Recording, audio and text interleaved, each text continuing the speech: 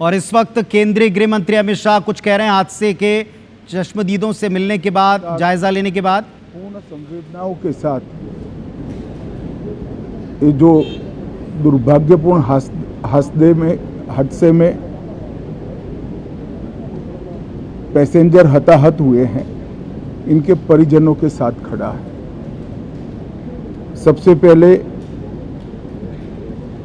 मैं भारत सरकार, गुजरात सरकार, भारत सरकार के प्रधानमंत्री जी और गुजरात सरकार की ओर से भी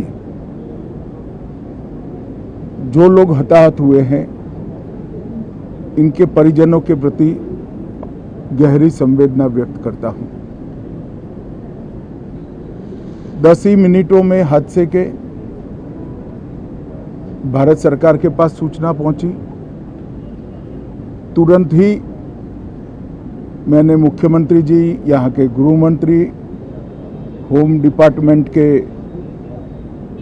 control room, civil aviation department, civil aviation मंत्री, सभी से संपर्क किया। प्रधानमंत्री जी का भी तुरंत ही फोन आ गया और भारत सरकार और गुजरात सरकार के सभी डिपार्टमेंट एक साथ होकर राहत और बचाव कार्य में लगे। इस विमान में कुल मिलाकर 230 यात्री देश के और विदेश के और 12 क्रू मेंबर सवार थे। इसमें से एक यात्री का बचने का अच्छा समाचार मिला है, मैं उनको मिलकर आया हूं। मृत्यु का आंकड़ा तो डीएनए परीक्षण और यात्रियों की पहचान के बाद ही अथॉरिटी अधिकृत रूप से घोषित करेगी, मगर जो यात्री बचा है उसको मैं मिलकर आया हूं। घटना के तुरंत बाद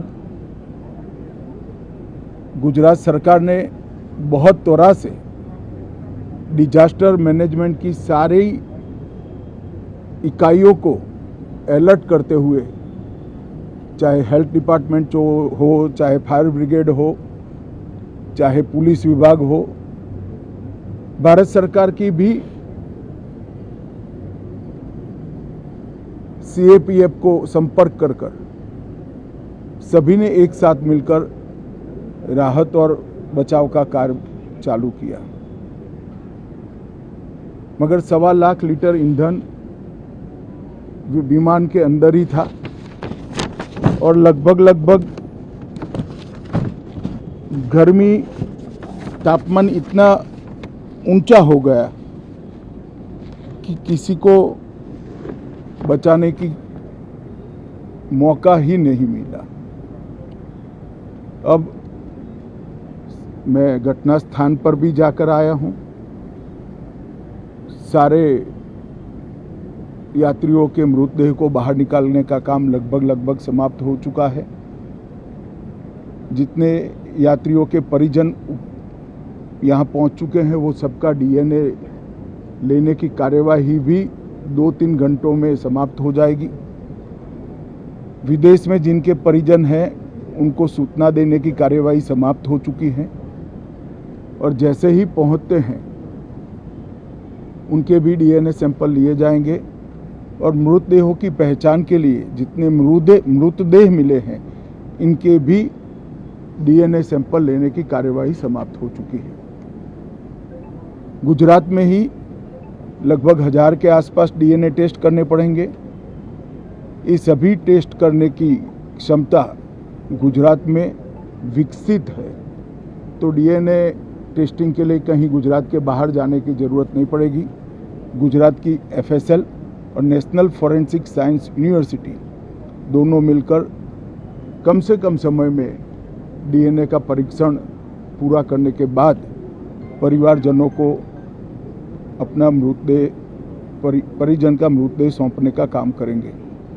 उनके रहने की सुविधा, उनकी सांत्वना की सुविधा, जिनको मेडिकल प्रॉब्लम ट्रॉमा के कारण हुए, इनकी मेडिकल की सुविधा, ये सारी व्यवस्था बहुत सुचारू रूप से हो चुकी है। अभी रिव्यू मीटिंग में सारी व्यवस्थाओं को हम सब मंत्रियों ने साथ में मिलकर देखा है।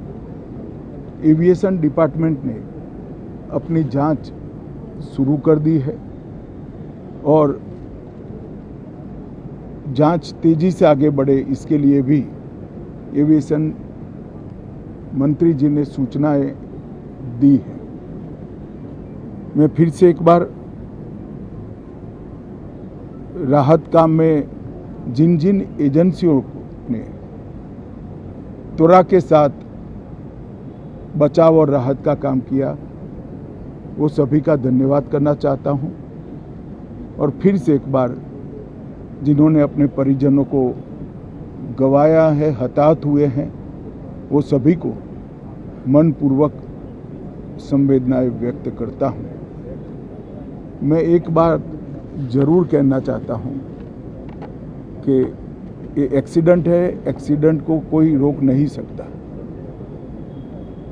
परंतु 365 दिन 24 घंटा इस तरह की घटना के लिए प्रशासन का जो अलर्टनेस है, उसकी कसौटी उसी वक्त होती है जब ऐसी घटनाएं होती है।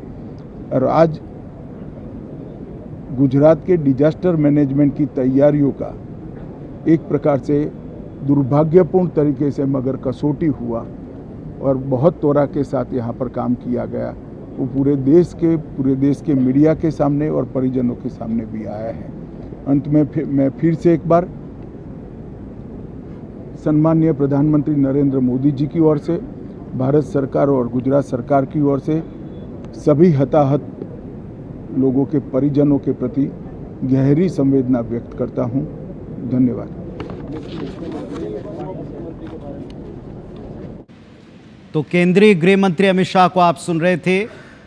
गुजरात पहुंचे, अहमदाबाद पहुंचे, घायलों से मिले, दुर्घटना स्थल गए, 3-4 बड़ी बातें उन्होंने की हैं। सबसे पहले उन्होंने कहा कि हादसों पर किसी का कोई कंट्रोल नहीं होता, लेकिन जिस तरह डिज़ास्टर मैनेजमेंट डिपार्टमेंट गुजरात मिलकर के काम करता नज़र आया, संगठन के कार्यकर्ताओं ने जिस तरह सहयोग दिया, आम लोगों का जो सहयोग मिला, वो इतिहास में दर्ज हो गया है। ये भी कहा कि डीएनए सैंपलिंग के द्वारा ही सभी मृतकों की पहचान हो पाएगी।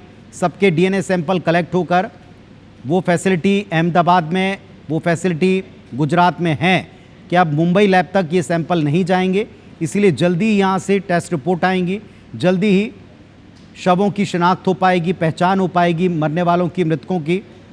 और तीसरी बड़ी बात उन्होंने कहा कि इस पूरे हादसे में एक व्यक्ति जीवित बचे हैं, बाकी सबकी मृत्यु हुई है। विदेशी नागरिक इसमें शामिल हैं। संवेदनशीलता से इस मसले को लिया जा रहा है।